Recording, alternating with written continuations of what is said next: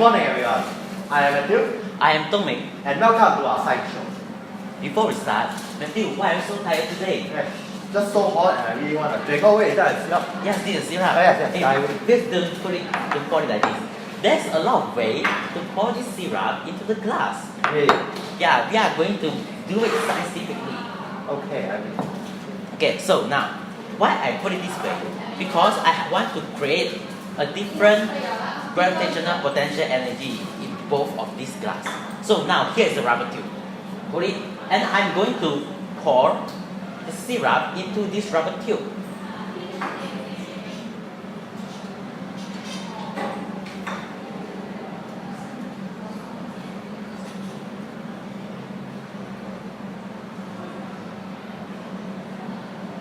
I think that's enough. Okay, so now I'm going to seal these two ends and I invert it and I release my hand. And wow. Here you see. How does this happen though, to me? Yes. Okay. Let me explain to you. Firstly, this is called a siphon cell. Okay.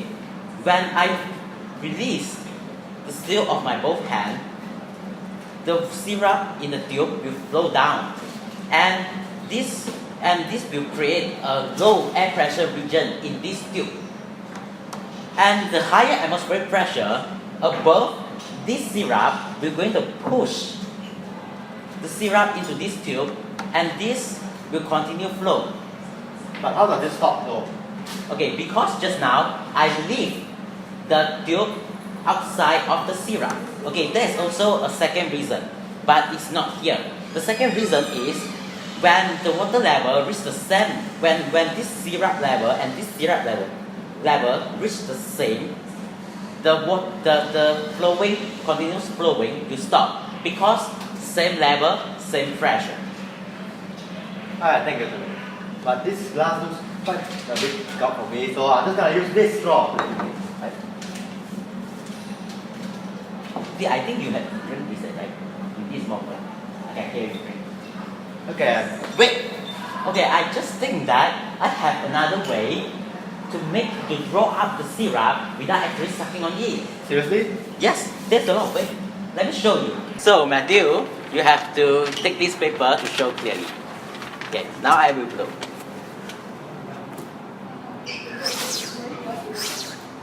Wow, how did this happen? Okay, let me explain. Actually, this is actually what we do the same when we are using a straw, manipulating the air pressure.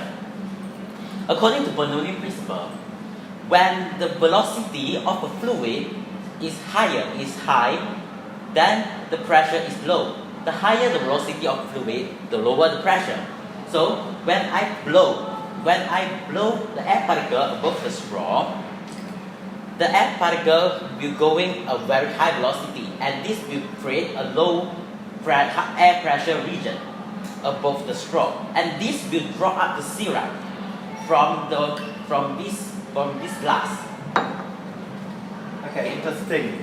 Now I can just drink. Now I can drink this. Okay. That was so refreshing, but I still feel hot. Why are you so hot? But man's not hot, right? Never mind. I think I have a fan here, down here, for you to cool down. Oh, okay. Yeah.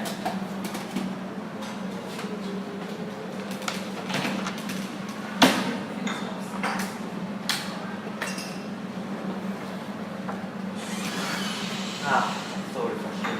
Oh, I'm outside with this model, and on outside, I am sure that I saw some battery-powered fan. But how does a small battery can power a big fan? Alright, simple. Allow me to demonstrate.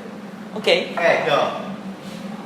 Alright, this beaker with the blue liquid is copper 2 sulfate, whereas this with the colorless liquid is zinc 2 sulfate. And allow me to get more of this, the apparatus of this than yourself. Alright, so now this here is the voltmeter, and connected to it are two connecting wires, and at each end there is first a zinc strip and secondly a copper strip. And finally, there's this salt bridge. The function of this salt bridge is to connect these two beakers. Okay, now I shall connect all of this in this order. I will help you to hold the salt bridge. Okay, thank you. Okay, so now I put in the salt bridge. Together. Look at the voltmeter. Oh, it's flat. Wow. Can you explain this? Okay, so in this, when we set up this experiment, the copper strip, the zinc sulfate, and the copper sulfate will all react. However, as copper is more electropositive than, as zinc is more electropositive than copper, the zinc will directly react with this copper 2 sulfate. And as time goes on, as we let this thing go on longer, we will be able to see that this blue color will actually start to fade. But that's not the point. The point is, this reaction will produce electrons. And when these electrons pass through these wires and into this voltmeter, it will produce a deflection into this voltmeter. Understand to me? Yes, I understand. Okay, so let's put it aside. Okay, let's just enjoy this fresh air together, shall we? Wow. This thermic fan has a circular shape. But how are we going to calculate the perimeter of this? Easy, just use 2 pi r. But calculate perimeter cannot just through multiplication, is it? No. That is what I said, not true. The 2 pi r formula is actually 100% valid. Allow me to demonstrate. Let me ask you a question first. Do you know what is the true definition of pi? I don't know. As you can see, that this circle has a circumference and a diameter. Mathematicians from thousands of years ago have already proven that no matter how long you draw this diameter, if you divide the circumference of the circle by its diameter, you will always get the same answer. And this answer is what we know today as pi. Therefore, we can conclude that pi is equal to C over D. Now let me ask you another question. Do you know what D is also equal to? 2r. Yes. So let me quickly rewrite. Pi equals the C over 2r. And finally, if we rearrange this equation by multiplying both sides with 2r, we will get the final equation, which is C or circumference equals to 2 pi r. Oh, that's how the formula works.